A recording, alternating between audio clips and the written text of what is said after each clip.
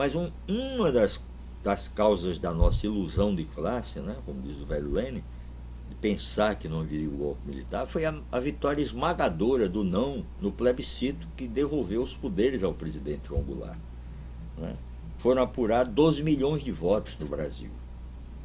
E o não, ou seja, a pergunta era a seguinte: você concorda com o ato adicional que instituiu o parlamentarismo no Brasil, sim ou não? 12 milhões votos válidos. 10 milhões votaram não. 2 milhões apenas, apesar do Lacerda e tudo mais, votaram a favor da continuação do parlamentarismo, manientando o presidente João Goulart. Então, aquilo para nós foi uma espécie assim de revelador, né, da temperatura, do avanço do movimento social.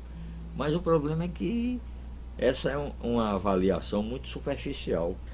E a vida mostrou que era superficial mesmo, porque a classe média estava profundamente dividida, a igreja majoritariamente comprometida com a direita e as forças armadas totalmente doutrinadas pelos norte-americanos, e doutrinação que se aprofundou nos anos 30, particularmente depois de 35, e que se consolidou quando o Brasil passou a ser uma tropa agregada ao 5º Exército norte-americano na Segunda Guerra Mundial. Então a ideologia deles era a ideologia da Guerra Fria.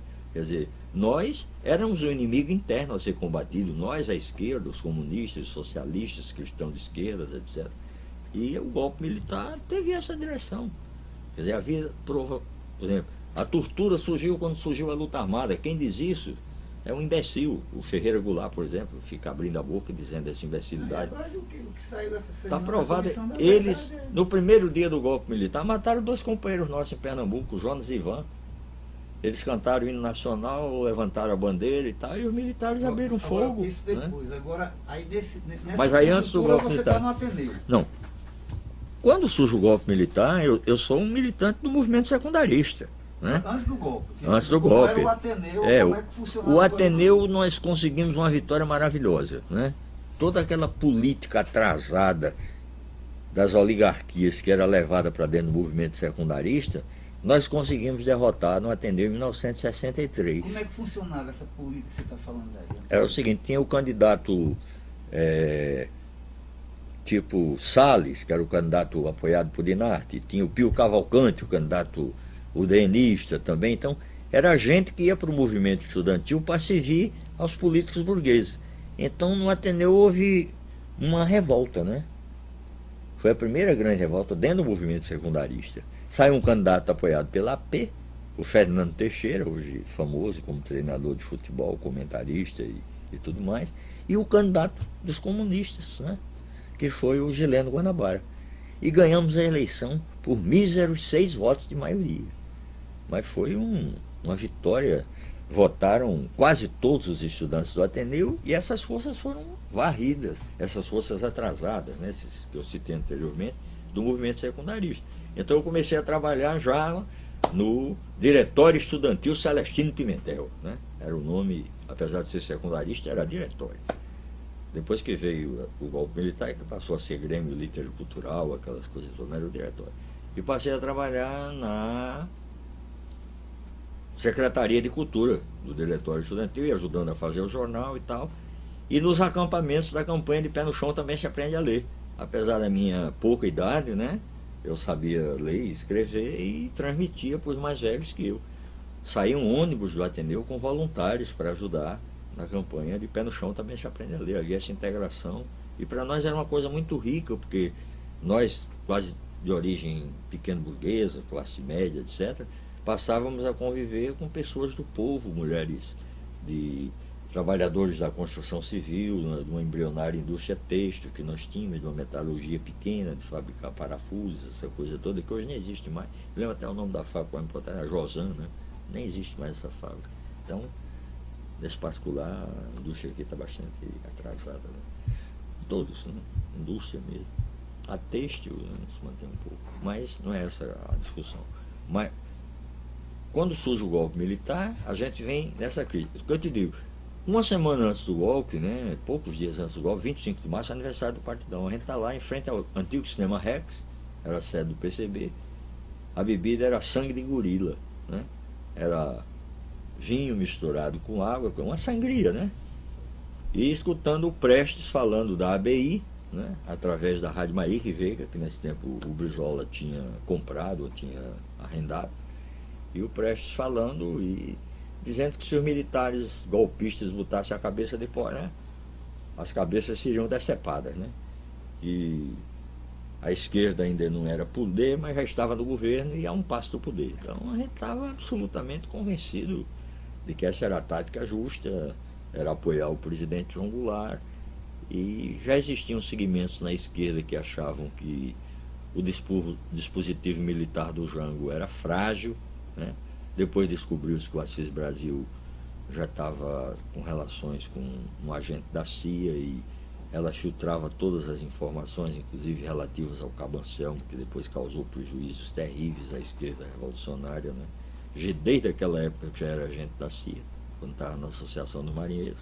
Havia também um movimento muito forte nos quartéis. Por exemplo, a chapa que nós já tínhamos montado para continuidade do Gileno no Ateneu, o vice era um sargento da polícia, era o Gil. A chapa ia ser Gileno e Gil.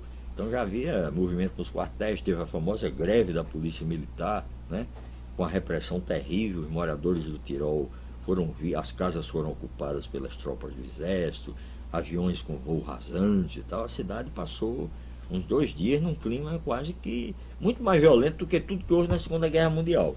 Porque realmente tinha gente com tropa e tinha avião com voo rasante. E avião alemão nunca veio nenhum aqui durante a Segunda Guerra Mundial. Tinha só aquele negócio de apagar as luzes, né, e os holofotes ficarem no ar, mas na prática nunca se consumou nada, né? Então, nós, quando soubemos da notícia de que as tropas de Minas estavam se deslocando para o Rio de Janeiro, confiávamos que o primeiro exército do Moraes Âncora ia resistir. Depois soubemos que ele já se tinha auto-internado no hospital, né, para não resistir. Confiávamos que o Brizola ia refazer, mas esse negócio da história se repetiu. O Marcos já diz lá no 18 de maio, né? Da primeira vez acontece como tragédia, da segunda vez é fácil, não se repete. Então, a resistência do Rio Grande do Sul também, as ligas camponesas, o movimento sindical, o povo procurando armas, indo aos sindicatos pedir armas para resistir. E está lá nas memórias do Gregório Bezerra um depoimento muito rico sobre isso, né? Gregório disse o seguinte: em 1935 sobravam armas e nós não tínhamos povo. Em 64 nós tínhamos povo e não tínhamos armas, né? Quer dizer, toda a nossa perspectiva era avançar, e essa era a concepção que dominava na cabeça do presidente João Goulart, avançar conciliando com a direita e sofrendo todas as agressões. Já tinham matado vários companheiros nossos nas lutas camponesas. A figura emblemática de assassinatos antes do golpe militar, eles começaram a matar antes de dar o golpe. É Pedro Teixeira, na Paraíba, né? Inclusive a Elizabeth Teixeira passou grande parte da sua vida no desaparecido e submerso município de São Rafael, aqui no Rio Grande do Norte. E Pedro Teixeira passou a ser um herói, porque foi assassinado em 1962, né? 62, 63, mataram um camponês. Júlio Santana foi preso antes do golpe militar. Júlio Santana foi preso em 63. Os camponeses de Serinhaém, de Rio Formoso, foram até a casa de detenção do Recife, abriram as portas com a condescendência do Miguel Arraes e quiseram tirar o Júlio Santana, e o Júlio Santana disse: não, só sai daqui quando os juízes que me prenderam pediram desculpa. O Júlio com aquelas suas características de caudilho mexicano. Então, ficou lá. Não sabia ele que vinha um golpe pela proa, né? Aí quando veio o golpe, eu ainda fui companheiro de cadeia de Júlio Santana, né? Quando eu cheguei lá em 70, o velho Júlio Santana ainda estava preso, acusado de ter invadido terra, derrubado cerca e tal. Não havia uma acusação de natureza essencialmente política, mas ele veio para o nosso coletivo de presos políticos pela sua história, pela sua importância histórica.